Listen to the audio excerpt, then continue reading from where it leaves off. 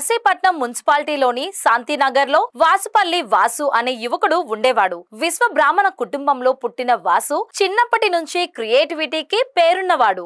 భక్తి పట్ల తనకున్న ప్రేమతో ప్రతి సంవత్సరం వినాయక చవితి సందర్భంగా వినాయకుడిని కొత్త రూపంలో తయారు చేయడం అతని హాబీ. ఒక సంవత్సరం డ్రై ఫ్రూట్స్ తో, మరొకసారి నాణేలతో, ఇంకోసారి సైకిల్ తొక్కుతున్నట్లుగా వినాయకుడిని తయారు చేశాడు. ప్రజలు ఆశ్చర్యపోయి చూసేవారు. ఈ సంవత్సరం వాసు తండ్రి నూకరాజుతో కలిసి 18 రకాల పప్పు దినుసులతో వినాయకుడిని తయారు చేశాడు. గుమ్మడికాయ, బాదం పప్పు, సోయాబీన్, గసగసాలు మొదలైనవి పట్టు వస్త్రాలతో అలంకరించి గణేశుడిని అందంగా ముస్తాబు చేశాడు. చిన్న పెద్ద అందరూ కూడా ఆనందంగా సెల్ఫీలు తీసుకుంటున్నారు. దీంతో వాసు వినూత్న ఆలోచనతో అందరికీ స్ఫూర్తినిచ్చాడు.